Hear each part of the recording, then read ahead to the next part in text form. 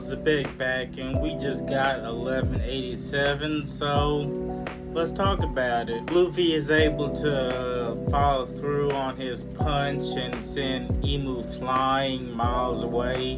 While getting sent flying, Emu summons two Omen homies. I'ma call them homies because they seem like Big Mom's homies, just more sinister.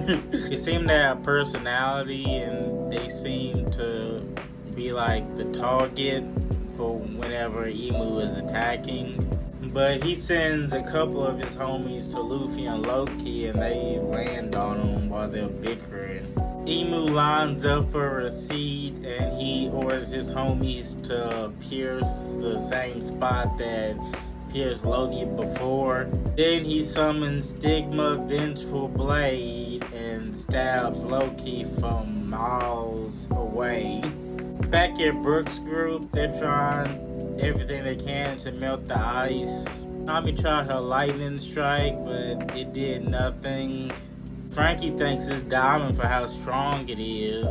And Frankie and Brook give it a little touch to see if it's cold or not, just when Loki lands right next to him. Ragnar falls right in front of the block of ice, and it seems Loki is out of the fight for now as Ragnar transforms back to his squirrel form and it seemingly melts the ice.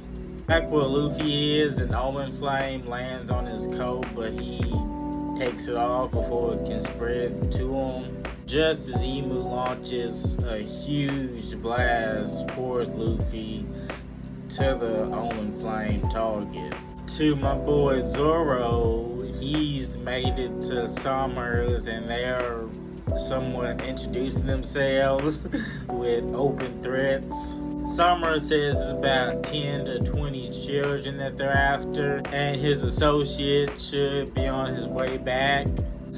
But Zoro says his associate is on his way there too, but his associate won't be back because he's gonna kick the bucket. Summers then launches a huge thorn spike to Zoro, but he's able to dodge it as their battle finally begins.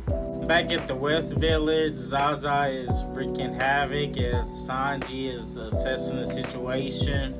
He knows he needs to take action, but he refuses to rescue the children for whatever reason. He notices the women and the mothers crying for their children, and he understands he can attack Zaza because it's a woman.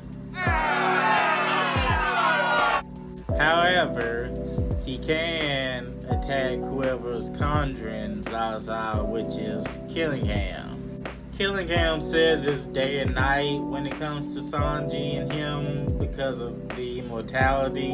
And Sanji claims he's figured out Killingham's weakness, but Killingham laughs it off and attacks Sanji thinking he doesn't have Conqueror's Haki. While recovering, Sanji thinks back to his conversation with Gaban, who says Sanji has the potential to be a conqueror. He seems to be burdened by painful uncertainty, and he must be a king himself if he wishes to make Luffy the Pirate King, just as his captain is about to square up with Emu to end the chapter. When I tell you this is one of the best setup chapters I've read in a long time, sets up the Monsters Trio's fights and I can't be more excited about it. Probably more excited about Sanji and Killingham because we know it's coming.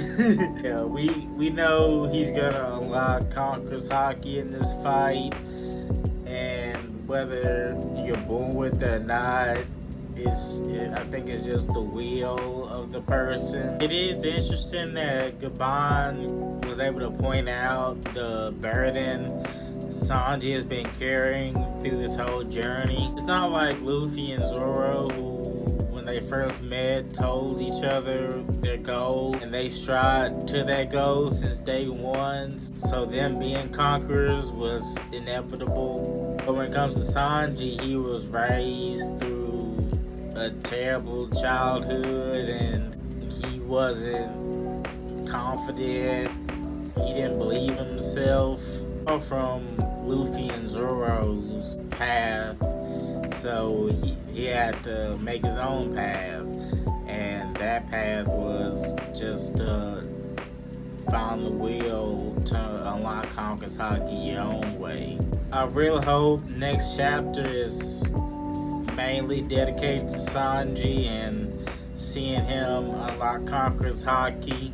As for Zoro and Summer, it's just two arrogant people. They're just confident in their abilities and they're able to clash. It's just gonna be a very exciting fight, and I'm looking forward to it. As for Imu and Luffy, I'm somewhat excited about it, but I understand Luffy is in Gear 5 now, so it's gonna be a time limit to this fight. Not that it wasn't already one, because it seems like Imu has a time limit as well, so he's probably close to being done more than Luffy is. It'll be real interesting to see how Imu uses his time to take out Luffy. And shout out to Sanji again, because he didn't waver from his principles. Even though Zaza isn't real, it's still perceived as a woman. So for Sanji, that's a no-no when it comes to attacking. I'm very curious to see how Gunko or Shuri reacts to Brook and the others once she awakens from being frozen. I'm not sure if she's still possessed or has the God Knight ability that she got from way back then. I just hope she don't open eyes and she starts swinging at everybody. No break that I think we have, so we'll be able to jump right into the action again next chapter, and hopefully it's a Sanji chapter and it's gonna be just glorious. I can't wait. But y'all let me know, what did you think of 1187? How you feel about Imu taking out Loki? How you feel about Luffy fighting Imu straight into Gear 5? How you feel about Summers against Zoro? How do you feel about Killingham against Sanji?